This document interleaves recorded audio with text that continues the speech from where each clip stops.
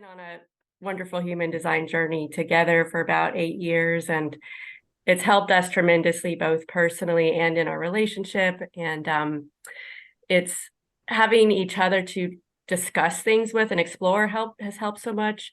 And so we're just very excited to help share that space with others, and especially with the care community. It's been a long time vision of ours to help foster support in that way, and especially professionally, as you brought up. So that's really exciting. So Yeah. thank you for joining us and helping to bring that vision to reality. Oh my gosh, I think that is so special. Thank you for sharing that piece too. One of Yeah. my big focuses has been on divine union and the whole Mm. alchemizing the creative sexual energies too, and just the importance Oh, of, the male and female energies uniting. And yeah, I think it's great that you guys are doing it together. I mean, so true oh, inspiration. truly, absolutely. It's amazing. And I'll just quickly, Ryan shared an amazing cycle, like birthday reading with me yesterday. It was my birthday, and it was so validating and so wonderful to be able to be seen in such a deep way by your partner. It's just the best. And so, yeah, I definitely encourage it for everyone. We're That's blessed in that way. amazing. Yeah.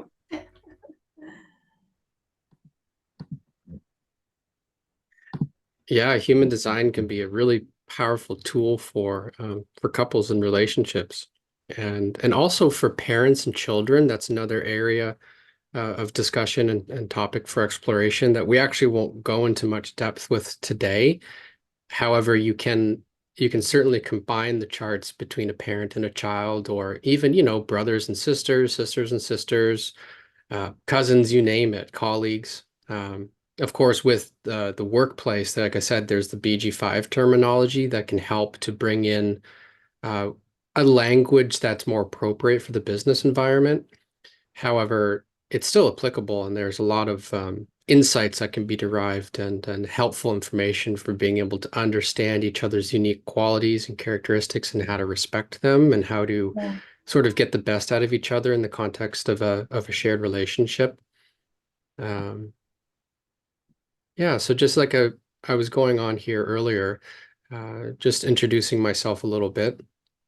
So my name is Ryan Hanna. I've been studying human design since late 2015. And in many ways, Willa and I have both been studying it together. We've both taken a lot of the foundation courses through the International Human Design School together. So that's been a really powerful experience to be able to learn a lot of the foundational concepts and be able to apply them right out of the gates together, basically on being on the same page with the same level of insight and knowledge about the information. So if you ever have that opportunity and it's something that interests you to study it with someone who you're close with, I would certainly recommend it, whether it be uh, a partner or a friend, someone that you can trust and you could benefit from sharing in this kind of insight and wisdom. It makes a huge difference. So I'm what's called a certified living your design guide. So I'm a teacher of a foundational human design course called Living Your Design, which is a course that's to be taken after one has a foundation reading. And that course is really amazing because it actually helps people live into the qualities and characteristics of their design and begin to decondition sort of negative tendencies at a deeper level. Okay. I'm what's called an analyst in training as well. So I've been engaged with the IHDS educational pathway for almost, how long has it been, Willa? Like 4.5 years, 4 years, I think, Yeah. to give professional reading services, which I should be finished later on this year. And in terms of human design, I'm a 6-2 projector with solar plexus inner authority. So, being a projector, I'm here to be a guide and advisor, and I have certain natural skills that get called out of me and are applied in as objective of a manner as I possibly can be. It's a little bit about my profile, which again is a subject we're going to cover today as well, Erica, is profile near the end of the presentation. So that's another thing too you might want to look at in your application on your phone next to your type is have a look and see which profile you are and take note of it because it'll be an interesting thing to explore later on down the road. Okay. Okay, got it. Yeah, I actually pulled it up on my on my computer. So I just to put it out there, I have three small children and I'm at home today. Uh-huh. So just in case I don't respond right away, so I'm probably tending to something. No problem. Okay. Okay, so we have a list of topics to cover today that, like I said, are essentially fundamentals of the human design system.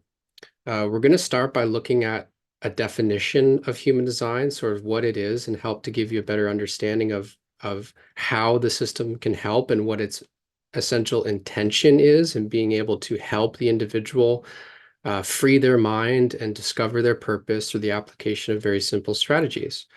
We'll do an overview of the body graph and have a look at some of the essential components. And again, when I mentioned the body graph is this image that's so deeply associated with human design, which is essentially the map or the chart that you run when you run your own human design with the software. Okay, so we'll go through some of the fundamental components of the body graph. We'll have a look at two very important components of human design called the personality and design. Again, when you look at your own chart or the charts of others, what you'll notice is that there's a list of numbers that are highlighted in black on the right side of the chart, and then there's a list of numbers that are highlighted in red on the left side of the chart. And they're both essentially blended together within the context of the body graph. And they both represent very different things. So we'll go over that and introduce you to the essential meaning of those differences and how they blend together to form the totality of our being. Okay. We'll go over the 4 types and strategies. And again, there are 4 types in human design, and what you'll often see is this sort of debate or argument that there's 5 because in fact there's a type referred to as a manifesting generator, but manifesting generators are in fact a subtype of generators, but we can cover that a little bit more detail in the future. We'll go over the 7 inner authority variations, which again, strategy and inner authority are the primary emphasis for any newcomer to be able to experiment with in terms of their experience with human design. The whole purpose and goal of it is to attract people and get people interested in experimenting with the strategy for decision making that's associated with their type and the inner guidance or verification method that's referred to as inner authority when it comes time to make major life decisions. Okay, and as you'll see when we get into these subjects later on in the presentation, it can have a really transformational impact on your life when you begin to align with a decision-making process that respects your true self, which again is what the type strategies and inner authority are derived from, is our true self imprinting, rather than our openness in our design where we can be conditioned and influenced by others. Okay. We'll go over the 12 profiles. So again, have a look at the profile in your chart. So you're a generator with a certain profile, and maybe a 1-3, a 1-4, 2-4, 3-6. You never know. There's 1 of 12. Okay. And then to wrap it up, essentially, we'll have a look at deconditioning and this concept in human design that refers to the process of releasing our mind from being the sort of dictator of our inner decision-making process and letting go of the not self strategies that are associated, called not self strategies that are associated with the open centers in our design, which again, we're going to detail later on in the presentation. And then of course, we'll go over some of the practical applications of human design and how you can apply it. I know Erica, you had a great question about application in the workplace or in human resources. Yes, I'm recording. And so we'll look at that a little bit. We'll look at how it's applicable to your personal life and to couples and relationships. And then, of course, in the professional workplace through the context of BG5. Okay. And I guess just before we progress into the definition of human design, Erica, did you have any questions or anything pop up for you Not at yet. this Thank stage? you. Okay, great. Okay, so just a brief definition of what human design is. Essentially, human design can be understood as a holistic self-knowledge system. Okay. it's a synthesis of a number of different principles or a number of different bodies of knowledge that were brought together and essentially synthesized into a completely new system. Okay. It incorporates astrology, what's called the I Ching, the Kabbalah, the chakra system, genetics, psychology, and physiology all into one system of self-understanding and self-knowledge. Okay. And what it allows for is it reveals our unique individual qualities and energetic life force. So again, if you look at a chart, okay, and this is actually Willa's design. We're using her as an example. When you look at a chart, whether it be your own or somebody else's, what you'll notice is that there's these centers or these shapes that are colored in, okay? And all of these numbers, which are called gates, that are essentially activated within the chart, okay? And anything that you see that's colored in or activated in your chart or the chart of another is representative of that person's unique energetic qualities and characteristics that are consistent for their entire lifetime. Okay. Now, what's also fascinating about the system is it shows you very clearly in the context of any of these numbers or shapes or centers that are open, where you are essentially susceptible to or have receptors to the energy of other people. Okay. So that's the basic duality or the basic binary, is that the system reveals our true self energy and who we are consistently throughout the context of our entire lives. And it also shows us where we are open and receptive to experiencing the energies of others. Okay, so they're essentially like qualities and characteristics and energetic themes that we do not have consistent within us, and yet we experience these energies through interaction with the world around us, okay? And they're often amplified, which is an entirely different, it's just like another layer of discussion, okay? So again, this chart is derived from one's birth data. That's the astrological component, okay? And when we go to the overview of the BodyGraph section, you'll get to see how that all plays into it, into the formation of one's design, okay? Which provides insights into our personality, strengths, weaknesses, and potential life path. The system offers a framework for understanding how we interact with the world, with very simple and practical instructions on how to make decisions, aiming to guide us as individuals, okay, towards living in alignment with our true nature.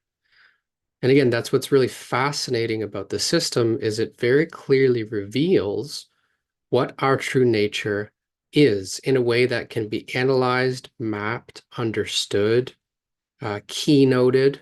Often you'll hear that term in human design called keynoting, where you weave together the various gates and the various channels and centers into a synthesized interpretation of the energy. Because all of the numbers and all of the shapes and all of the different colors, whether they be black or red or white, okay, have inherent meaning.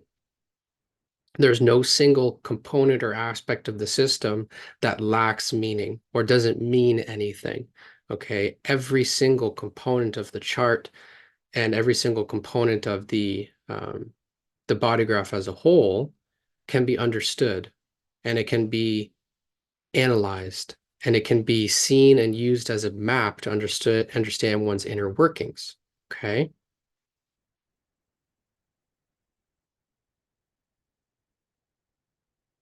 So the body graph in a very simple way can be understood as the map of our internal energy system, okay? It's essentially made up of centers, which are, like I mentioned, are these shapes, okay? And there are 9 of them. There's 9 centers in the chart, and they're either going to present in an open or receptive state, okay, which means that they're white. So again, if you look at your own design, if you have it in front of you, take note of the centers that are either open, meaning they have no gate activations, they're just white, or undefined, where they may have a dormant gate in them. So these are qualities that are essentially amplified in connection with other people who may have that center defined in their chart, okay?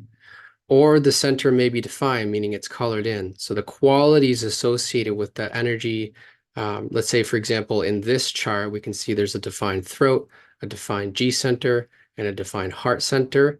And if we go over to our defined center functions sort of chart over here, we can see that this person would therefore have a consistent style for communication.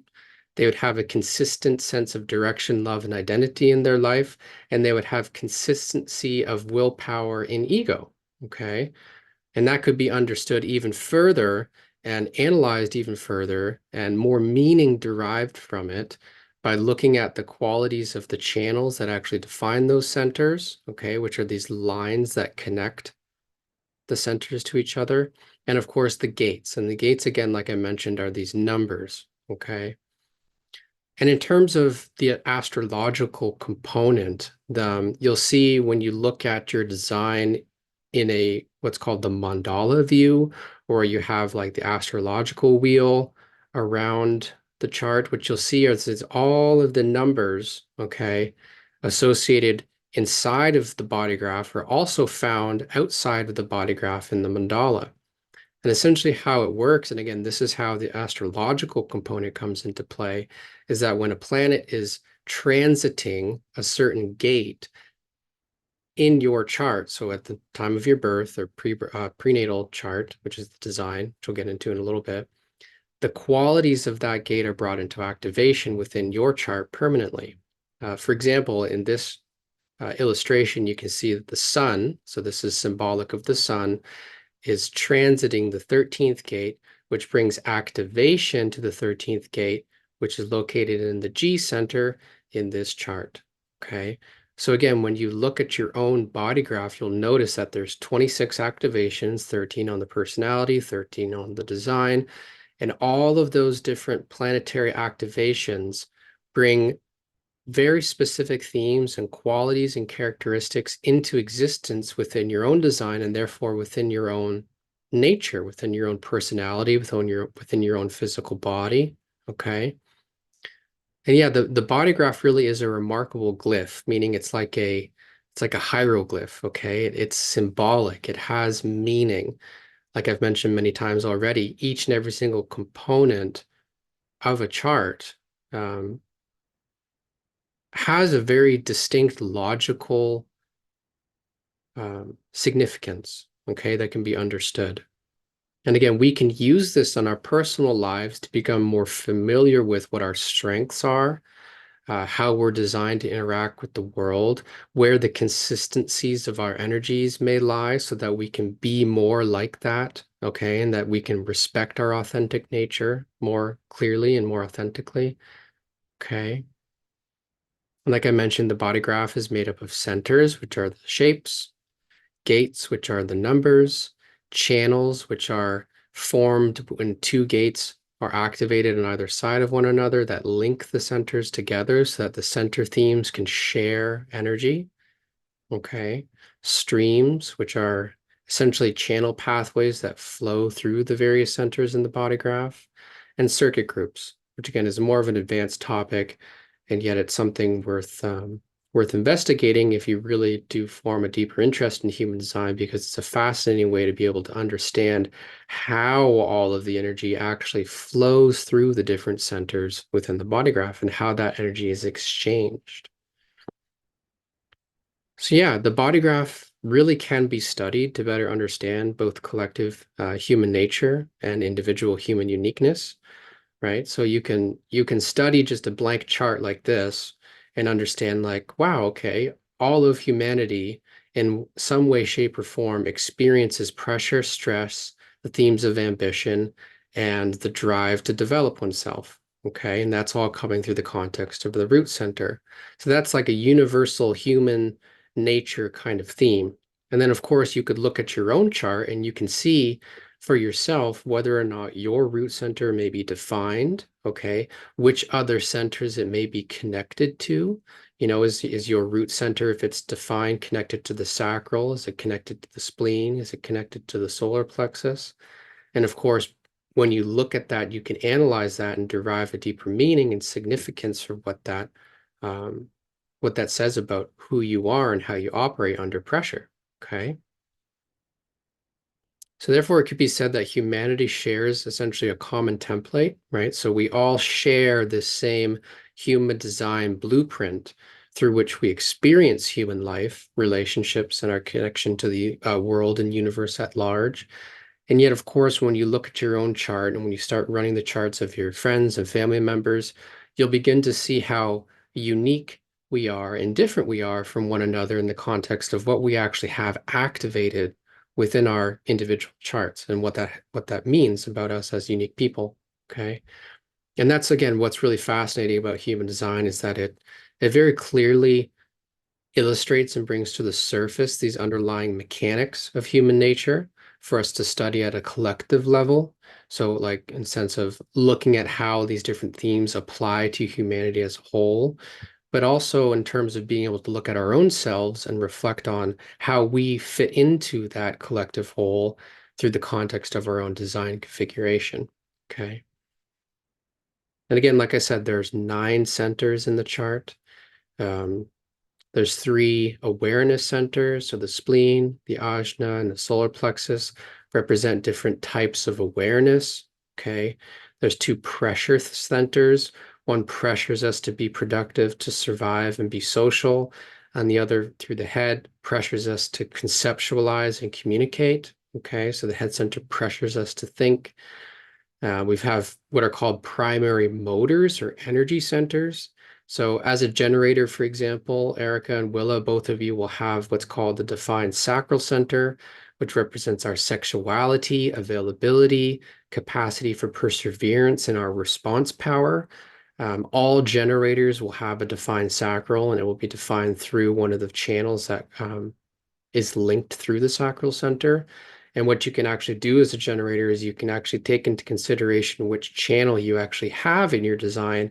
And it says a lot about what you're actually available to do and how your energy is most likely going to be most satisfied in the way it responds and dedicates its life force to whether it be relationships, work, activities, creative endeavors, you name it. Okay. It's all there and it can all be understood by looking at your own individual chart. And then, of course, the heart center represents willpower and ego at a basic level. Some people have it defined, meaning it's red. Some people have it open. And of course, either configuration comes with its strengths and weaknesses and challenges and difficulties. Okay. And last but not least, the G center and the throat center, they represent direction, love, and identity. And of course, the throat center, which is sort of like the main hub for all of the energy to flow through to in the body graph, represents communication, action, and manifestation. Okay.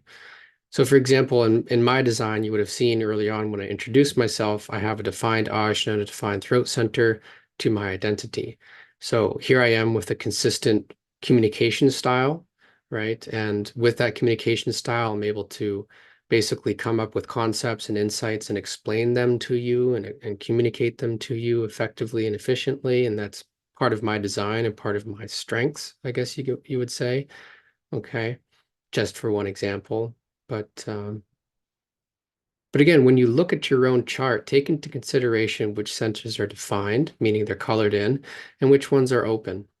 And later on in the presentation, we'll look at the impact of conditioning on the open centers, because in many ways, that's one of the most important topics of consideration and focus for human design is coming to understand how you've been conditioned through your openness and how that's affected your mind and how you make decisions. Okay. Okay, so any questions? And Willa, is there anything you want to say, or Erica, you have any questions? Excuse me, sorry. No questions on my part.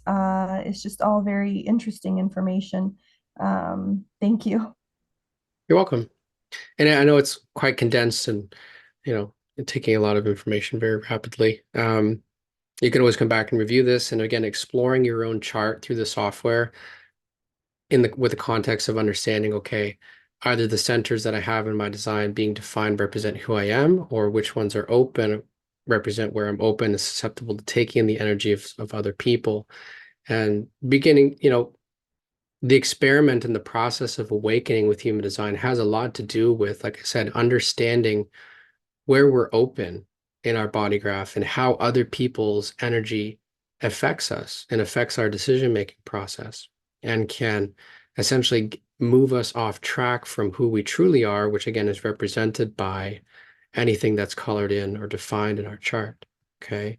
And the whole process of awakening and realignment with human design is coming to understand your unique qualities, again, the aspects that are colored in, and respecting them and leaning into those energies and trusting those energies, and in many ways becoming interested in them again, because the mind very early on in life essentially loses interest in many ways in our own unique qualities and gets totally absorbed in our openness and trying to find certainty and stability in those areas where we basically forget ourselves and who we are actually, born to be. So in many ways, it's a really powerful exercise to go through the different centers in your chart and begin to understand what's consistent, what's inconsistent, and lean into the qualities that represent your true self. And again, in many ways, that's done automatically in the application of your type strategy and inner authority.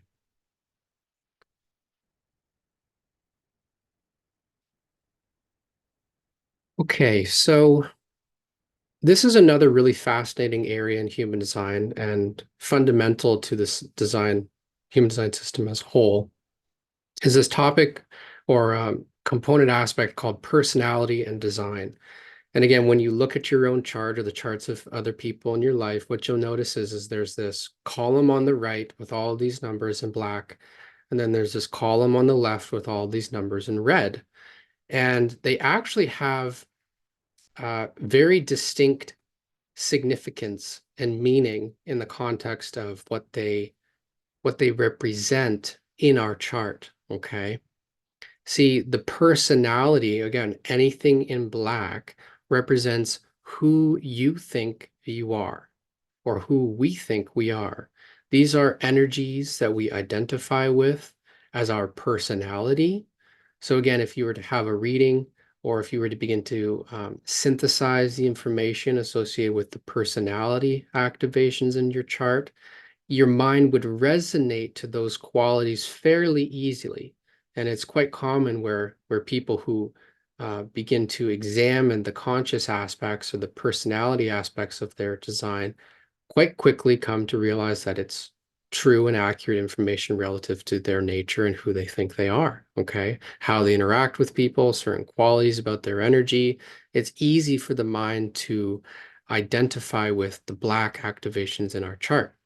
Because again, we have conscious access to these elements or these gates or these aspects, okay? We identify with the black, and in many ways, it's referred to as the passenger consciousness in human design, okay? So who we are here to be and to experience at the level of our personality. And you can also think of it as like our soul imprinting or the imprinting of the conscious being that was born into a body to experience life and to contribute something uniquely at the level of the personality, okay? And then of course there are a lot of different layers that can be gone into in uncovering the significance of the meaning of these different activations at the level of the personality. But I think for today, again, just the most fundamental thing to remember is that anything that's black in your design represents your personality and who you think you are.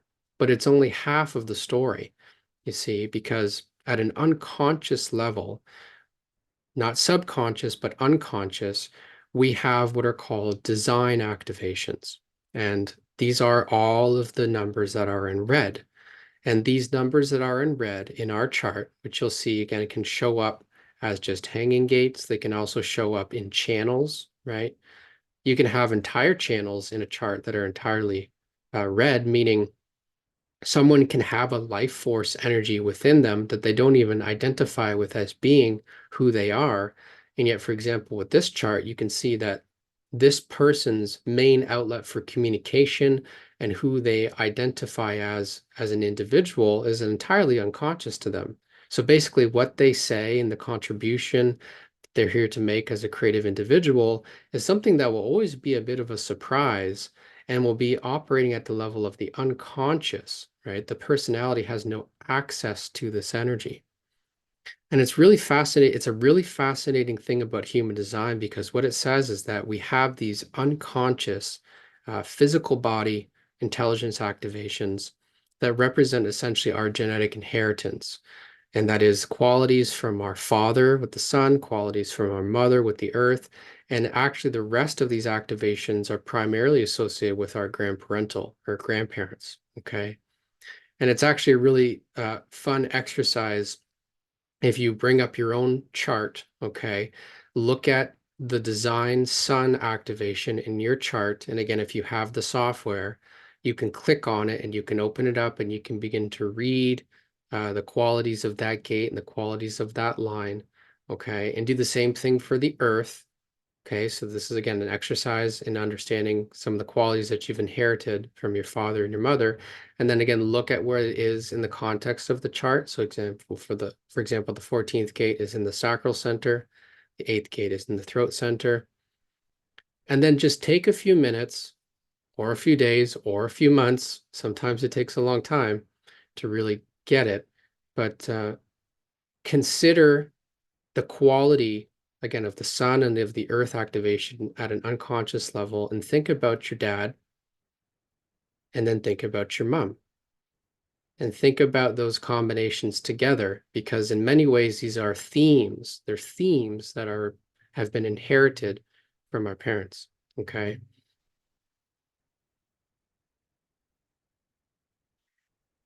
Again, this component aspect of human design is actually quite remarkable, the red, okay, at the design level, because in many ways, human design is the first self-knowledge system to provide these kind of detailed insights into the inner workings of our unconscious nature. Unlike traditional astrology, which only considers natal imprinting, or essentially the planets, the astrological positioning of the planets at the moment of your birth, human design also takes into consideration what's referred to as prenatal imprinting. Okay, so the design gates, all of the red numbers in your chart are actually from a period of time when you were still in the womb. Okay, it's a calculation that's based off of 88 degrees of the sun before you were born. Okay, so like when you ran your chart and it asked you for your birth time, what it was doing is it was calculating your personality. And then what it does is it backtracks 88 degrees of the sun before that moment and incorporates the activations at that point in time into the unconscious aspects of your design. And then, of course, they're blended together into the chart as a whole, where you ultimately have this synthesis between our unconscious physical body intelligence, okay, and its set of qualities and characteristics, which we have no conscious access to, and our personality activations are again like the soul level activations that are brought into the form at the moment of our birth, okay? And it's one of the things about human design, again, that makes it so unique is that it takes into consideration the unconscious, and also how the unconscious qualities that we carry within us can blend together with our personality conscious activations. As you can see again in this example with this channel, the 4426, essentially you have part of it that's conscious to the person, and then the rest of it is unconscious, okay? Sometimes people can have gates that are mixed between conscious and unconscious, okay? Like I said, entire channels that can also be mixed. And all of those qualities and what that means and the significance of that energetic dance for a person is really remarkable, because it begins to explain very, very, very unique qualities and characteristics about individuals, and how their energy works, and how their mind works, and how they may process information, and how they may react to situations, okay? You know, because it's like the design is a life. It is our body. It is our physical innate intelligence. And sometimes, for example, in the case with this person where it's an unconscious channel to the throat, their conscious personality up here in their mind can be very surprised about what they actually end up saying because it's coming from within themselves at an unconscious level. Okay, this is just one example. But again, it's a really fascinating thing to consider when you look at your own chart or you look at the charts of other people, is this dance or this interplay between the conscious personality and our unconscious designs and how they come together in the body graph to form the totality of our life force. Okay.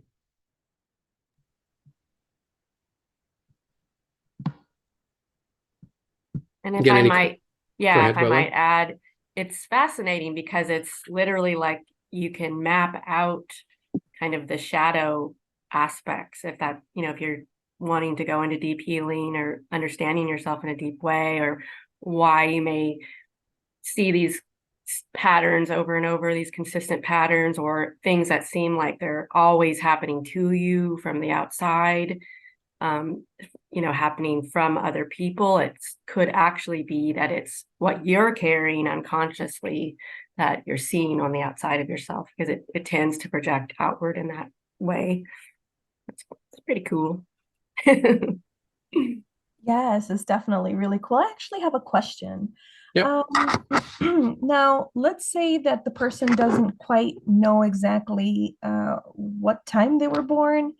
How much does that really affect the charting? Or like, um, for example, I was born in a very remote area in Mexico where I can't even find the address on the human design, but I can find a close area to it. So that, of course, that's what I picked. But Yep. how much does that really affect the whole profile? Time is a critical component of the accuracy and reliability of the chart because it's like the astrological, think of all of these planets are in motion, okay? And it's like a Swiss watch. So the more accurate you can be to the moment of birth, which is the moment that the child is separate from the mother, okay? Entirely separate from the mother at the moment of birth, the better, because let's say there's an honestly, I've seen it where there can be a 5-minute discrepancy in birth time. And what happens is let's say the moon, which is a pretty fast moving object, would actually go into another gate and therefore like no longer define a certain channel. Okay. And that channel that would otherwise have been defined may actually be the channel that makes them a generator, for example. But 10 minutes later, because that energy is no longer transiting that particular gate in the chart and it disappears from that area, they would be, let's say, a projector. Okay. So it's a great question and it's a common question. And the best answer is just to try and get the most accurate birth time as you possibly can. Um, the location is respective to the time zone.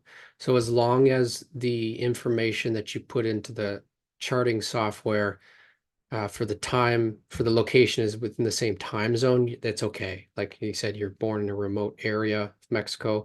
As long as it's within the same time zone, like the city that you actually put in, that's what's most important. It's so that the software can calculate accurate positioning of the planets based on the actual precise uh, time in which you were born. Okay. Okay, great, thank you. And then is it okay if I ask another question? Yeah, please go right ahead. And then in respects to, of course, the sun and the earth with the mother and the father, and then these are all biological, like genetic disposition type of information. What happens to people who were like adopted or they don't know their birth mother or father? Like you said, it's more of a genetic inheritance. Okay, It's not a personality quality that they would have inherited. It's still there and it still has significance. Um, because even if they're adopted, the biological parents would have passed on certain genetic qualities, obviously through the coming together and the reproduction and the production of the child. Okay, got it. Thank you. Yeah.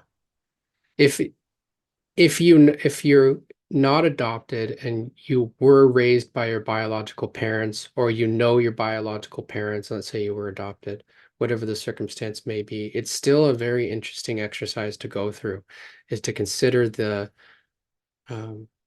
son quality as being the fatherly quality inherited by the father, and the earth quality inherited by the mother.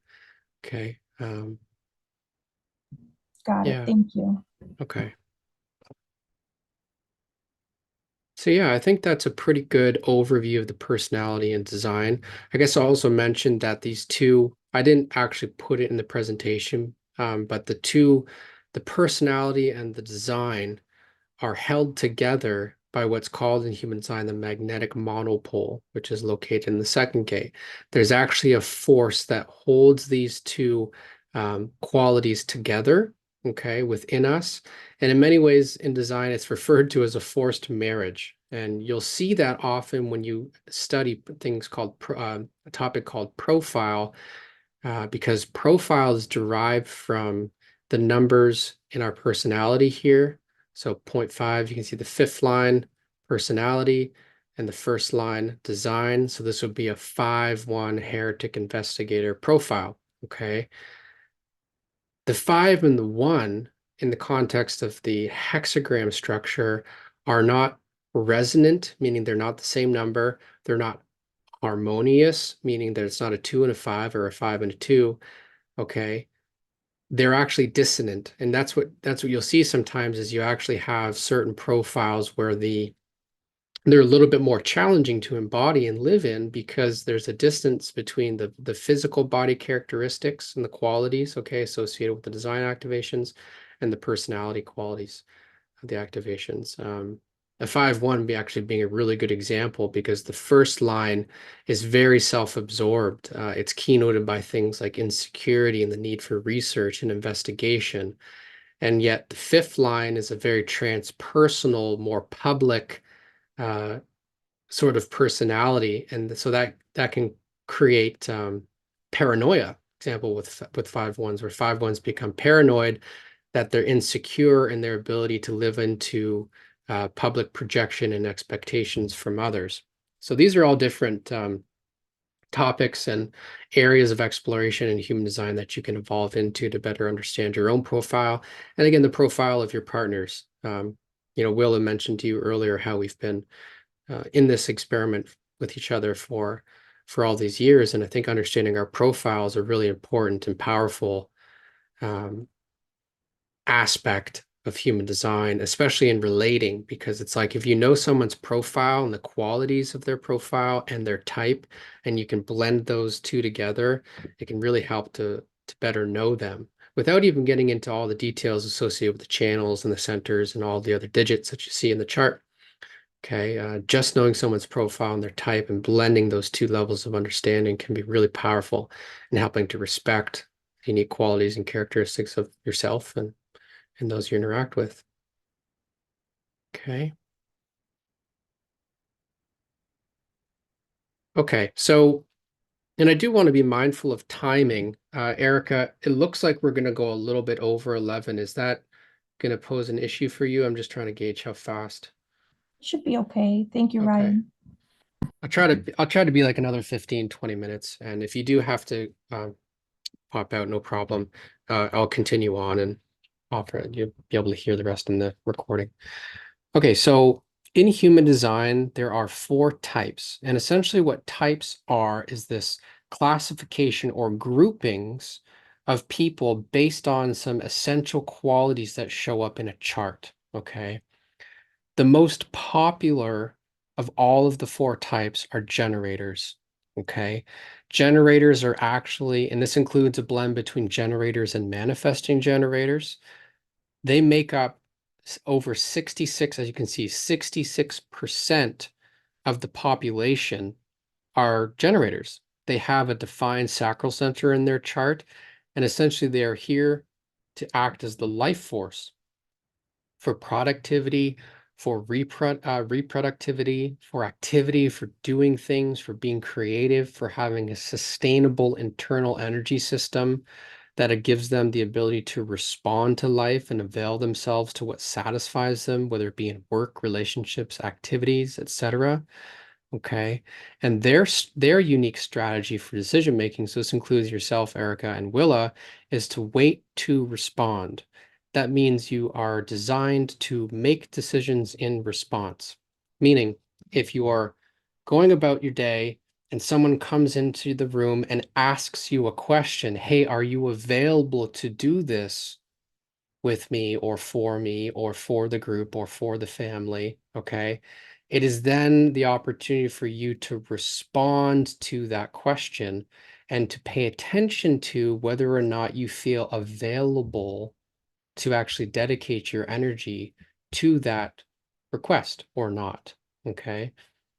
And essentially, the way that why this strategy is so important for generators is because generators often will make decisions from the mind where they get hooked on trying to do something that actually hasn't been asked of them, nor have they been given the opportunity through being questioned and like genuinely asked, okay, whether or not they're available. They get hooked on trying to manifest something, okay? And in that pursuit, they end up dedicating their energy to things that they're not actually truly available for. And this is where the whole binary for generators between satisfaction and frustration comes in, is the whole experiment for you as a generator is to wait to respond and to avail yourself to things that come from like a gut response. And in the doing of those things and in the interaction with that relationship or those activities, you get to derive what's called your signature of satisfaction. Okay.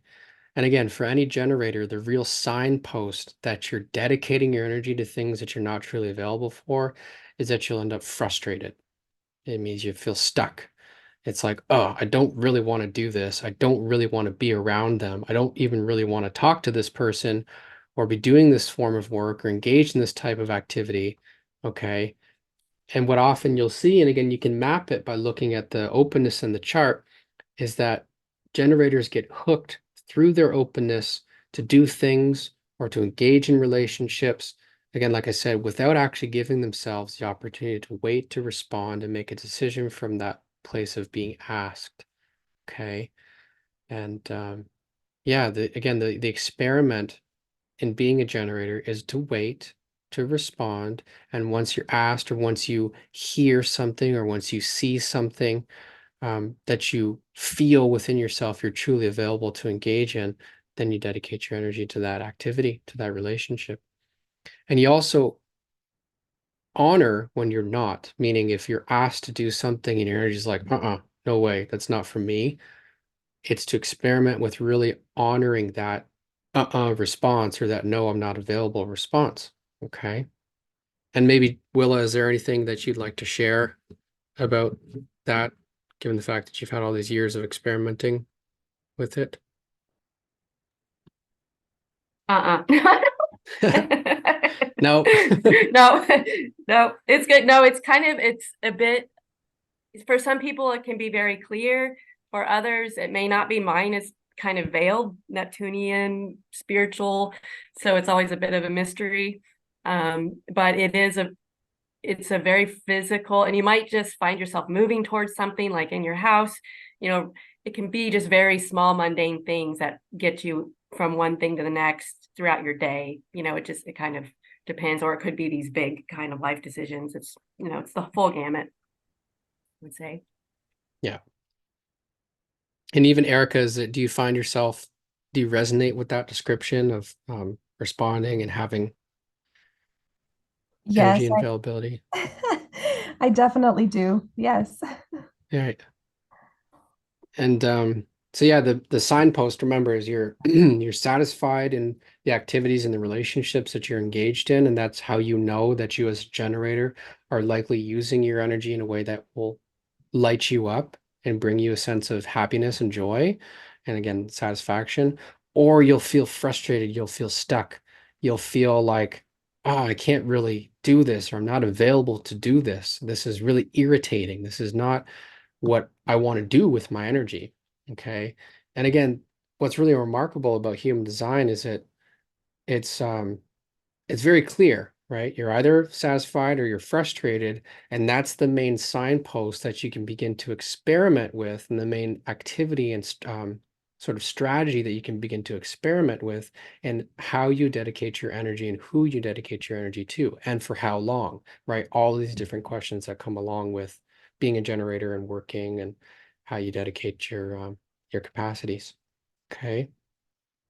And then we'll just quickly go through the other three types. So the second most popular type in human design are called projectors. I'm a projector. The strategy for projectors are to wait for invitations. We're essentially here to be recognized as guides, as advisors, as counselors, as teachers, as specialists in a certain area. We don't have the same built-in energetic capacities as generators. We're not here to be responsive. We're not here to be doers, right? Of course, projectors can become deeply conditioned by the majority, because as you can see, projectors are only 22% of the population. Projectors are often deeply conditioned by generators to try and be work, doers. But they often just end up bitter in that pursuit. And bitterness being synonymous with resentment and exhaustion, and feeling that they're being unrecognized for their natural gifts. Because again, to be a projector, and again, as you run charts, Erica, of people in your life, you're bound to come across a friend or a family member who's a projector. Okay.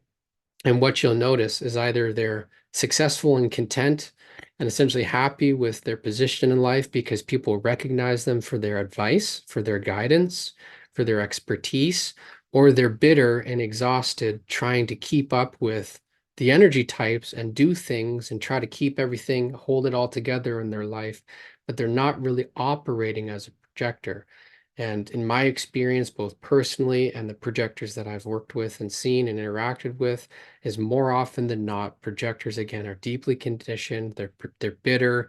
They're not really operating as guides and as advisors, and they're not really experiencing the success that they're entitled to as their type, right?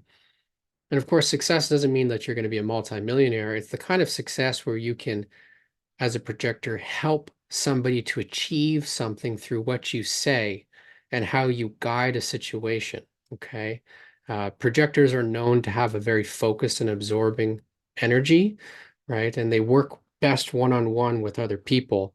And in many ways, it's funny how, Erica, you showed up today and you're really the one who's here. And for me, that's actually kind of ideal, right? Where I just have one other person to work with. As a projector. That way I can focus my energy on the person across from me and really be able to gauge who they are and what they need from me as a guide. Okay. And again, projectors operate best through invitations that recognize their natural gifts. And the thing again to remember for projectors is that their natural gifts are never really to be laborers or workers, okay, or people that are expected to be highly productive in their working and manifesting pursuits. It's really, again, ideal for projectors to be in a position of guidance and advisory and working through the context of a system, okay? All right, so I just got to ask, do you know if you have any projectors in your life, Erica? I actually don't know. Yeah. Yeah. As you run charts, you'll likely come across at least one or two, and just something to remember about them. Um, Projectors feel really good when they're recognized for who they're being, not for what they're doing.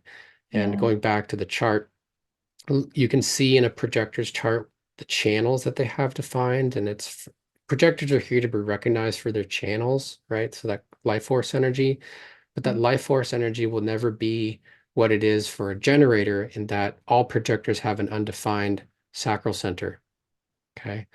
Which is a great segue into manifestors, who also, like projectors, have an undefined sacral center. and are very different from either of the two types that we've already covered. Manifestors, again, are essentially a minority of the population. They're less than 10%. Their strategy is to inform before acting. And really, manifestors are unique in their ability because they are an energy type. They have energy for initiating and promoting change and taking action, okay, in the world that essentially help to ignite and propel people forward. All right. They can come across as very independent in their nature and very powerful in the impact that they have on other people. And the one common thing between all manifestors, again, is like projectors, they have an undefined sacral center, meaning they're not here to work. They're not here to necessarily be productive or caught up in responding to life. But what you'll see with manifestors is they always have an energy center, whether it be the root, the solar plexus, or the ego, in some way, shape, or form connected to the throat center. So manifestors will always have a defined capacity for action taking and speaking, and have like an energized ability to act and move forward in the world. It's what makes them unique and what actually defines them as their type. Okay. Again, as you run charts, if you come across a manifestor, you may realize that they can come across as difficult and hard to access because they're keynoted as having a closed and repelling aura.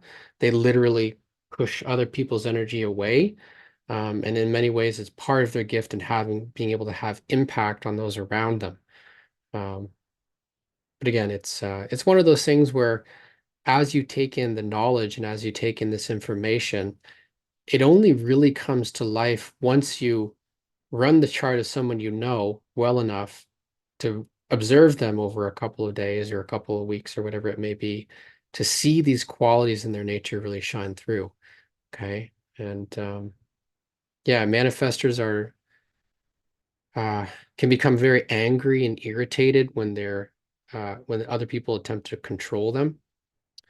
Like I said, they're meant to be very independent in their nature and capable of taking action on their own. And when they can learn to inform people before taking action, to temper people's fears and uncertainties about how they're going to act and what they're going to do, they can experience a great amount of peace in their life. And that's so again, like generators with satisfaction, projectors with success. For manifestors, they're here to experience peace through being considerate communicators and action takers that, respect their own energy and how their energy impacts other people, which is honestly a whole process in and of itself for a manifestor, because it's a challenge because they're closed off and hard to access. So a lot of times manifestors can be difficult to wake up because they're not really interested in themselves and they're hard to access, and there can be barriers to interaction with other people. But once and if they do have an openness to learning about their own design and how they impact other people and the kind of energy that they carry within their nature, they can be remarkable individuals and what they're able to do and the kind of things that they can initiate and different projects that they can bring into manifestation. Okay. Yeah, think of them as like the natural leaders or natural entrepreneurs, the capacity to initiate, get things started, okay, have an impact on other people, manifest things. And of course, last but not least are the reflectors, and reflectors are a very rare type in human design. It's quite uncommon that you'll actually see them amongst your family and friends. They have no definition in their chart, meaning they have no channels. All of the centers are white or open, and they're essentially referred to as lunar beings. They have a deep relationship with the moon, and their lunar strategy for making decision is to actually wait a whole month, or a lunar cycle, to sample the energies for a whole month, and then to make a decision once they've had time to process the decision at hand.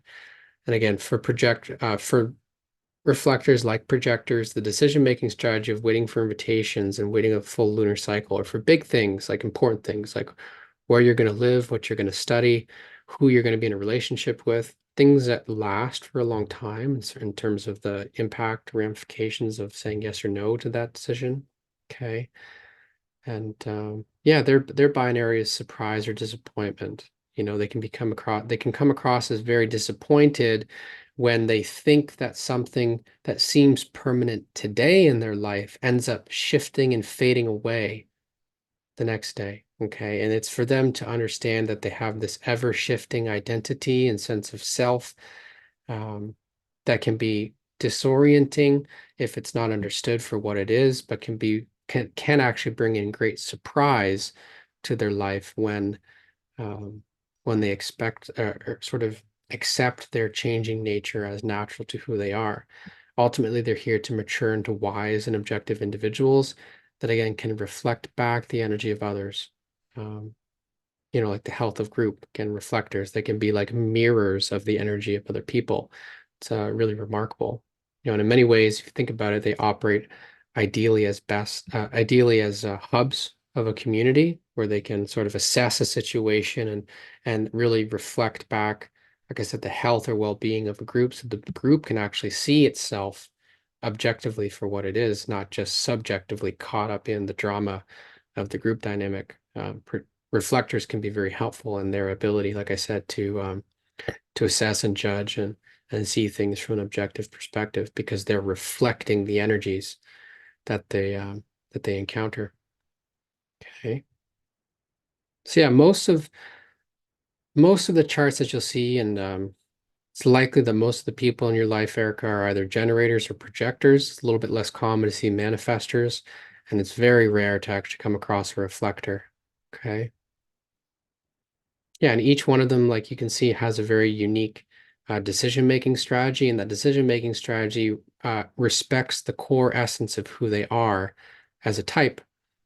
Okay, and it allows them to experience their signature with ease and grace in the most natural and authentic way.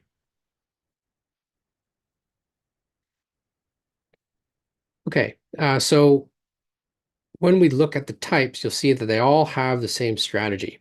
But where there's difference and variation in human design, and this starts to get into the uniqueness of someone's chart, is when you look at the theme or the term called inner authority. Okay, and inner authority essentially is refers to a unique decision-making guidance that accompanies one's decision-making strategy.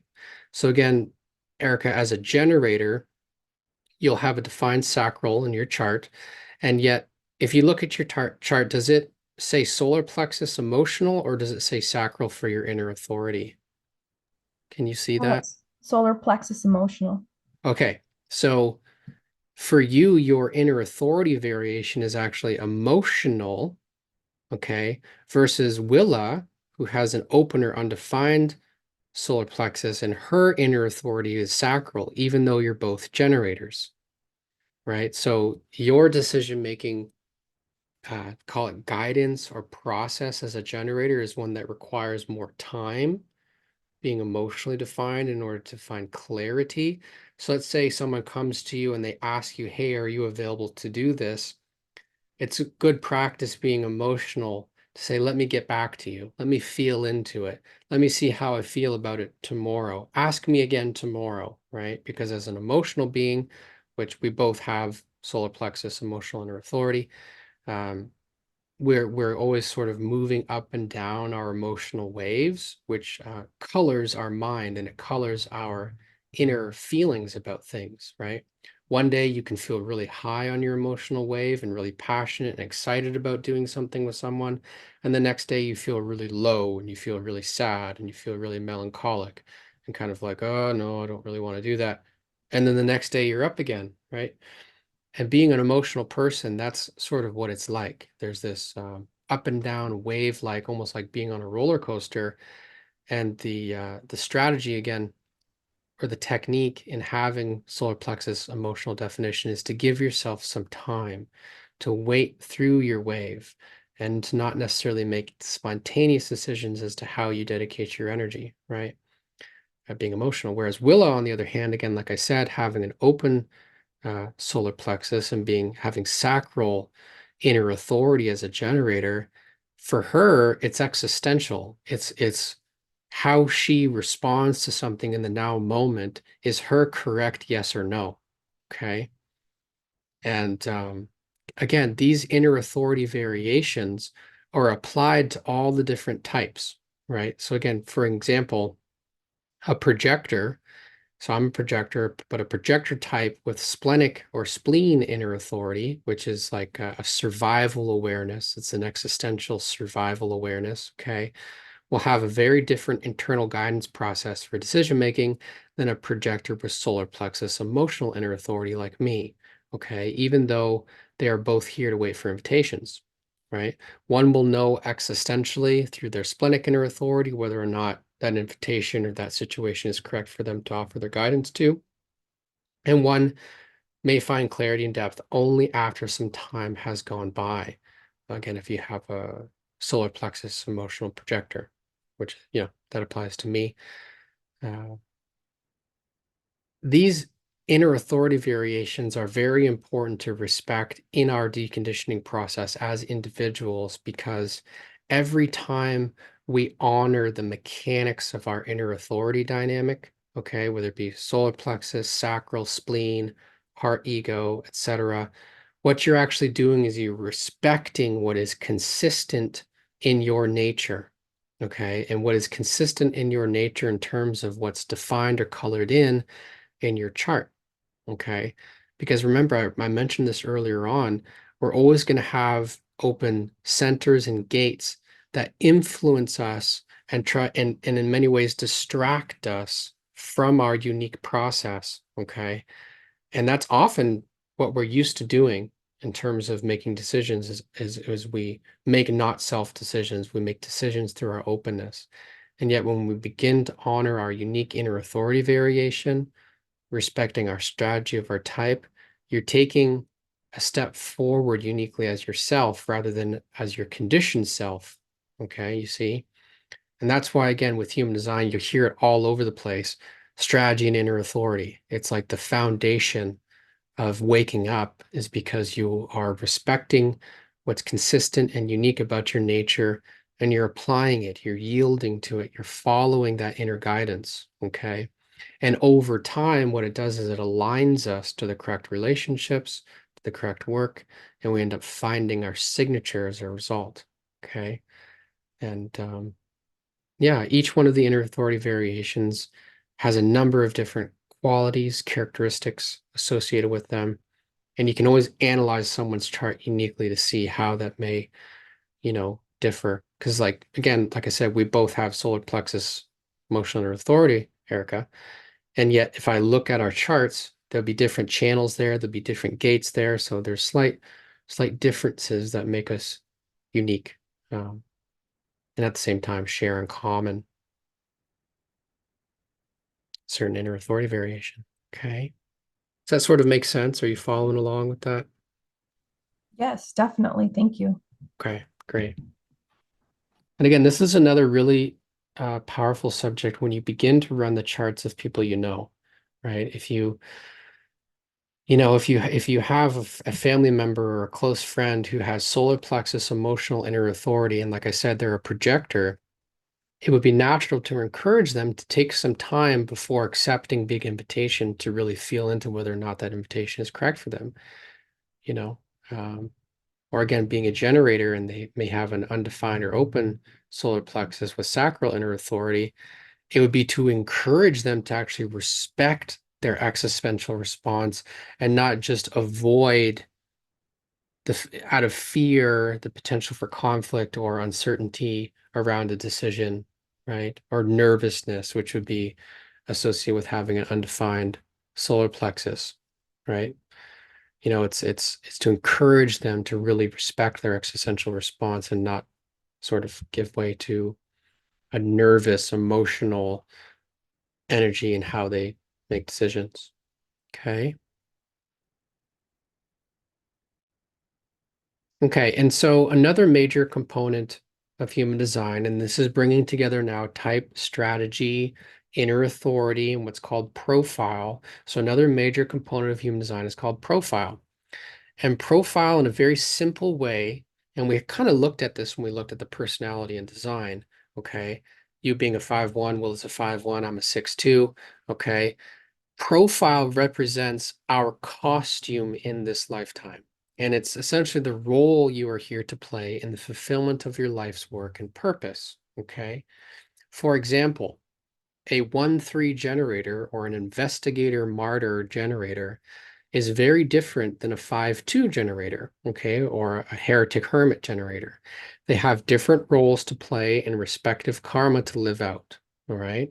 The 1-3 is very self-absorbed, and the other, the 5-2, is extremely transpersonal in its nature, all right? And what profile offers us is a very important layer of differentiation in the system that helps us to understand ourselves in a deep and profoundly accurate way. Again, if you begin to layer on the keynotes associated with these different components of your chart, you really begin to build a picture of your unique person, the unique qualities that you're here to embody and represent in life. Like I said, I think you mentioned you were a 5-1 heretic investigator. This is kind of like the general authoritarian. This is the kind of energy that people project their expectations, their desires, their hopes and dreams onto. And it's for you to try and live into those expectations and to live into those projections from others by doing investigative work that provides you with a solid foundation that you can stand upon and trying to live into those expectations of others. And of course, what happens with the 5-1 when you don't live into the expectations of others is you get burnt at the stake, right? You get called a heretic, you get called out, right? People become disappointed in you. And it can lead to all sorts of complications at a personality level when one doesn't understand that dynamic. The 5-1 profile can find a lot of satisfaction as a generator in life, understanding that people are always going to have a projection of you that may not actually be who you truly are, but it will always start off positive. Okay, 5-1s, like if you meet someone, you meet a stranger, the first interaction is going to be a positive projection on your personality. And it's probably going to be like this, wow, you're so amazing. You could do all these things for me kind of energy, right? This is what people are thinking when they see you. And basically you can go two ways with that. Either you can well, I guess there's three ways. One, you can try to live into that expectation and do so, or you can try to live into that expectation and fail doing so, or you can make it clear to them that that's not actually who you are, okay? And to really try and clarify expectations, right?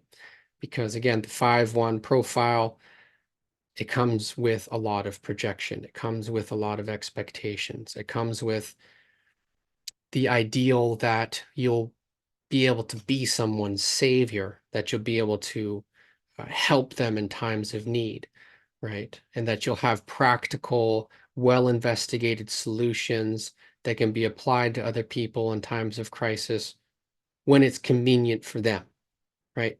And I know all of this sounds like challenging and not all of it sounds great, but being a 5-1 heretic investigator, it kind of comes with the role, right? It's to be like a practical savior who lives into the expectations of others, but also does a good job in clarifying what those expectations actually are so that you don't get caught up in trying to fulfill someone else's fantasy or expectations that aren't actually,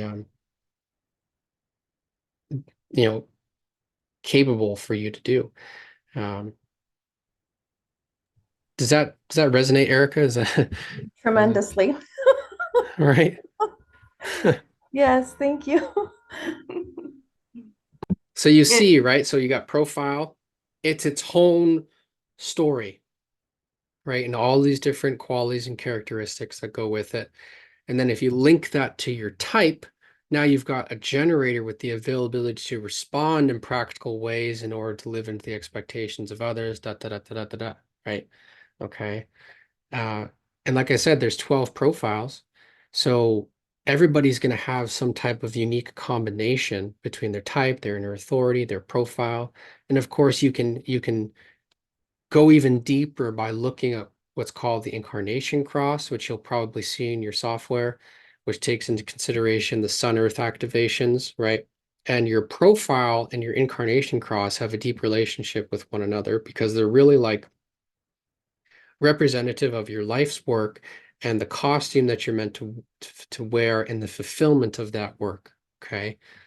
And yeah, it's a fascinating layer of differentiation, like I said, in the system that really helps us to understand ourselves in a deep and profoundly accurate way. And again, when you look at the textbooks and when you read about your profile and listen to recordings associated with your profile, you can derive a lot of practical insights and tips and tricks. You know, I gave you a big one today with the whole projection thing being a 5-1. You know, it's for you to understand that that's always going to be there. So you can either say, look, I need to clarify expectations, or you can just try to live into those expectations, whatever you may decide, but just to know that that projection field is always going to be there. And again, being a 5-1, it's always going to be transpersonal in nature, meaning your purpose is fulfilled through interactions with other people. Okay, you're more of a designed to be a social kind of person rather than like a 1-3, which is the most uh, introspective, self-absorbed, self-contained, not actually seen, not at all transpersonal, not social at all kind of profile, right? It's almost on the other end of the spectrum, okay? And it's to recognize these differences and how they play out in our lives.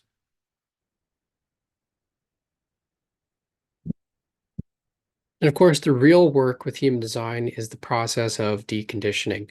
And deconditioning, like I've mentioned a number of times,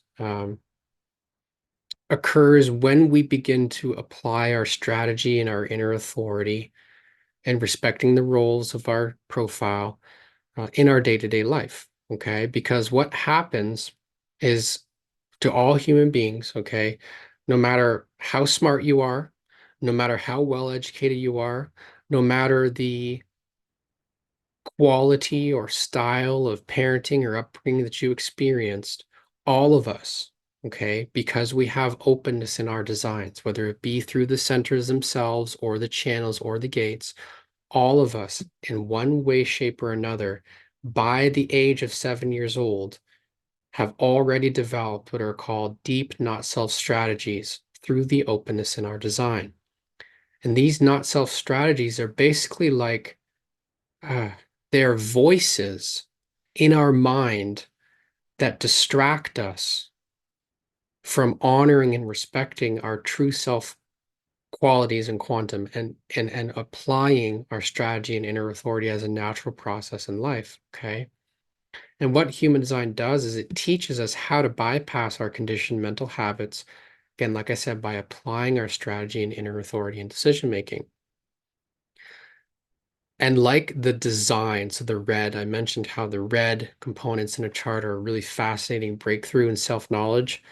I would say that this area in human design is equally as fascinating and revolutionary in what it can offer people is looking at the open or undefined centers in one's chart and seeing how these, again, like I said, not self strategies are developed basically as coping mechanisms from a very young age that can dictate the way in which we make decisions. Okay, so for example, if you have someone who has, let's say, an open or undefined ajna, well, they would have an open or undefined head center, ajna, and throat center. So let's say they have those three centers white in their chart. Okay, and everything else is colored in. So let's say they're a generator, they're emotional generator, and they've got all these centers defined. That's great.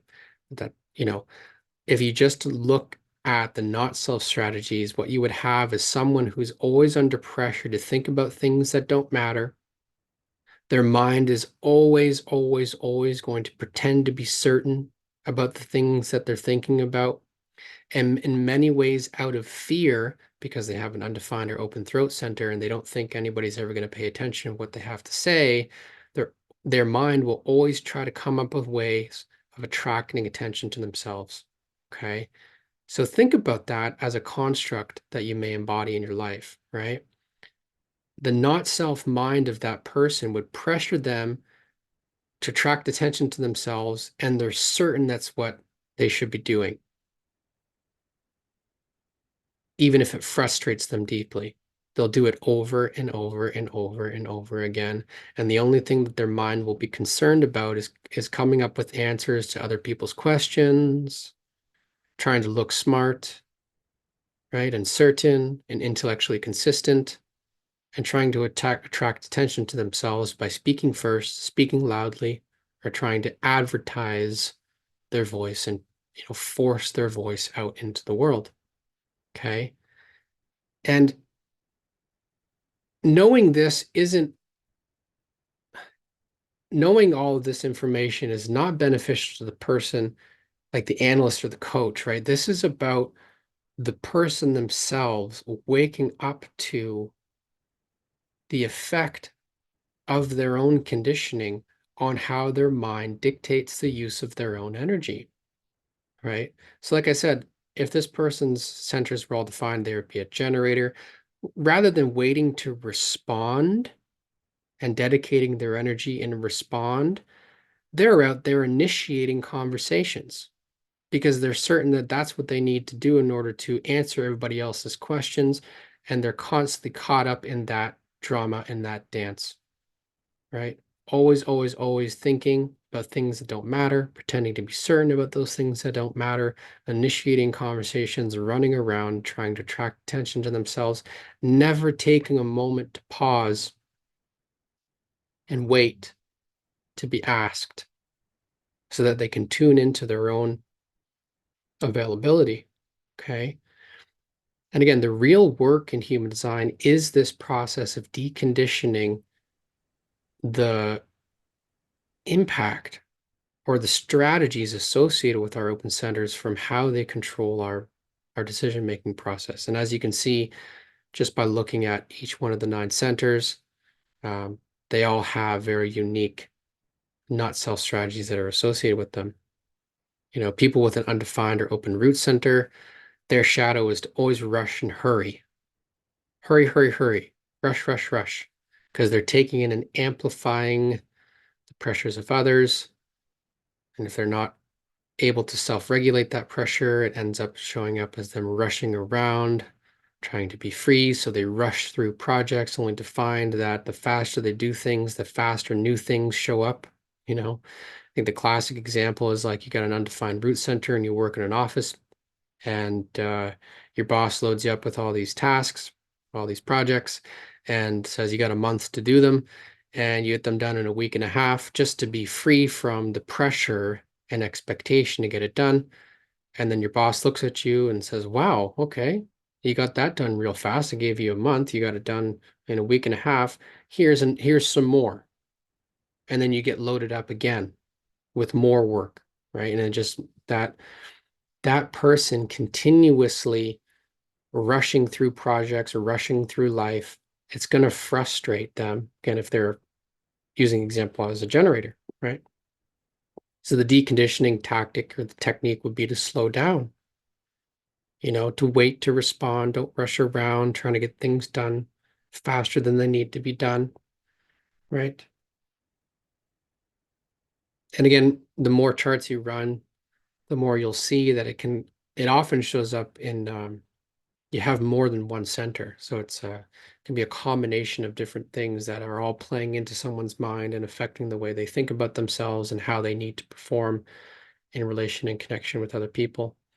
And like I said, the real work with human design is encouraging people to apply their strategy and their authority, because that decision-making process bypasses the conditioning of our mind and returns our energy to our authentic self in terms of how we go about our daily business.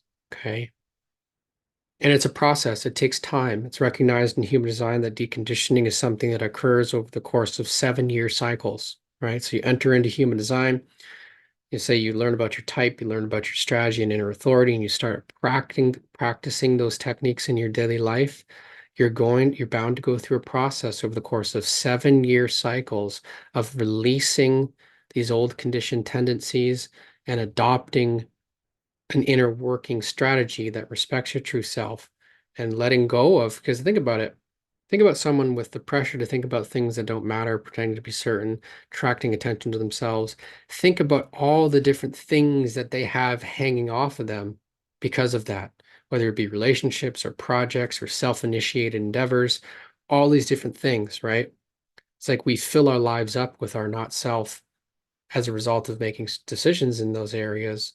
And a lot of the work in deconditioning is sort of letting go of those relationships or those processes or those commitments that aren't actually correct for us to be holding on to, okay, or to be feeding into. And it can be challenging, but at the same time, it can be incredibly rewarding because you're beginning to realign with what is most authentic and consistent in your nature. And that's where you find your signature.